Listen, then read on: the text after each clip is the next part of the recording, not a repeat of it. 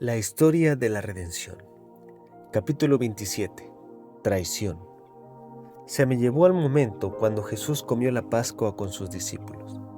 Satanás había engañado a Judas y lo había inducido a creer que era uno de los verdaderos discípulos de Cristo, pero su corazón siempre fue carnal.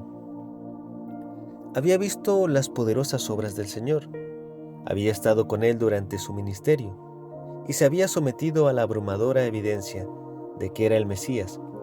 Pero Judas era calculador y codicioso, amaba el dinero. Se quejó airado por el costoso perfume derramado sobre Jesús.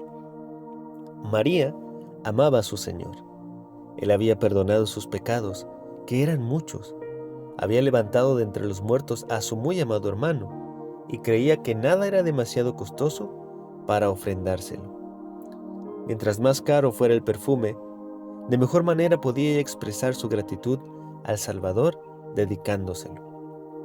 Judas, como excusa por su codicia, sugirió que el perfume podría haberse vendido para dar el dinero a los pobres, pero no se trataba de que se preocupara por ellos, porque era egoísta, y a menudo se apropiaba, para su propio uso, de lo que se le había confiado con el fin de que fuera dado a los pobres. Judas no se había preocupado por la comodidad, ni siquiera de las necesidades de Jesús, pero para excusar su codicia a menudo se refería a los pobres.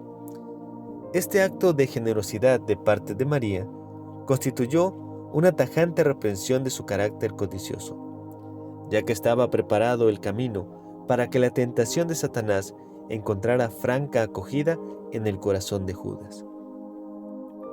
Los sacerdotes y dirigentes de los judíos aborrecían a Jesús, pero las multitudes se apiñaban para escuchar sus palabras llenas de sabiduría y para presenciar sus poderosas obras.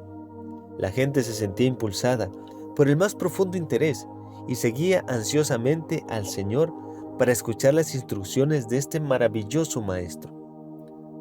Muchos de los dirigentes creían en Él, pero no se atrevían a confesar su fe para no ser despedidos de la sinagoga. Los sacerdotes y ancianos decidieron que algo había que hacer para apartar de Jesús la atención de la gente. Temían que todos creyeran en Él. No se sentían seguros. Tenían que perder su puesto o dar muerte al Señor. Y después de darle muerte, aún habría quienes serían monumentos vivientes de su poder.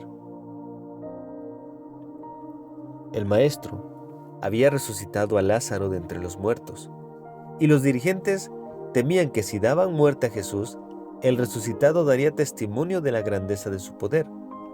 La gente se agolpaba para ver al que había regresado de entre los muertos, y los dirigentes decidieron eliminar a Lázaro también, para terminar con ese entusiasmo. Entonces podrían lograr que el pueblo volviera a las tradiciones y doctrinas de los hombres, para diezmar el eneldo y el comino, y de nuevo podrían ejercer influencia sobre él. Se pusieron de acuerdo para prender a Jesús mientras estuvieron solos, porque si trataban de arrebatárselo a la multitud, cuando la mente de la gente estaba concentrada en él, ésta los apedrearía. Judas sabía cuán ansiosos estaban de prender a Jesús y se ofreció a los principales sacerdotes y ancianos para venderlo por unas cuantas monedas de plata. Su amor al dinero lo indujo a traicionar a su Señor para ponerlo en mano de sus más acerbos enemigos. Satanás estaba obrando directamente por intermedio de Judas, y en medio de la escena impresionante de la última cena, el traidor estaba trazando planes para entregar a su maestro. Con pesar, Jesús dijo a sus discípulos que todos ellos se escandalizarían de él aquella noche. Pero Pedro afirmó con vehemencia que si todos los demás se escandalizaban, él no lo haría. Jesús le dijo: Satanás os ha pedido para zarandearos como a trigo, pero yo he rogado por ti, para que tu fe no falte. Y tú, una vez vuelto, confirma a tus hermanos. Vi a Jesús en el jardín con sus discípulos. Con profundo pesar les suplicó que velaran y oraran, para que no cayeran en tentación. Sabía que su fe sería probada y que sus esperanzas resultarían fallidas, y que necesitarían toda la fortaleza que pudieran lograr como resultado de una estricta vigilancia y ferviente oración. Con fuertes clamores y llantos Jesús oraba: Padre, si quieres pasa de mí esta copa, pero no se haga mi voluntad sino la tuya. El Hijo de Dios oraba con agonía. Grandes gotas de sangre se agolpaban sobre su rostro y caían en tierra. Los ángeles se reunían en ese lugar, testigos de la escena, pero solo a uno se le comisionó para que fuera y fortaleciera al Hijo de Dios en su angustia. No había gozo en el cielo. Los ángeles depusieron sus coronas y dejaron sus arpas, y contemplaron con profundo interés y en silencio a Jesús. Querían rodear al Hijo de Dios, pero el comandante de los ángeles no lo permitió, para que al contemplar la traición de quien sería objeto Cristo, no se decidieran a librarlo, porque el plan había sido trazado y se tenía que cumplir. Después de orar, Jesús se acercó a sus discípulos, pero estos estaban dormidos. En esa hora tremenda, no gozaba de la simpatía ni de las oraciones, ni siquiera de sus discípulos. Pedro, tan celoso poco tiempo antes, dormía profundamente. Jesús le recordó sus declaraciones terminantes y le dijo: ¿Así no habéis podido velar conmigo una hora? 3 veces el Hijo de Dios oró con agonía. Entonces apareció Judas con su grupo de hombres armados. Se acercó como de costumbre al maestro para saludarlo. El grupo rodeó a Jesús, pero entonces él manifestó su poder divino cuando dijo: ¿A quién buscáis? Yo soy. Cayeron de espaldas en el suelo. Jesús formuló la pregunta para que pudieran ser testigos de su poder y tuvieran evidencia de que podría librarse de sus manos si él lo quería. Los discípulos comenzaron a albergar esperanzas cuando vieron que esa multitud armada de palos y espadas caía en tierra tan rápidamente.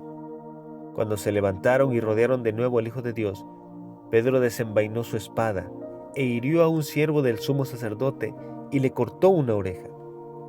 Jesús le ordenó que envainara su espada diciendo: ¿acaso piensas que no puedo ahora orar a mi Padre y que Él no me daría más de 12 legiones de ángeles?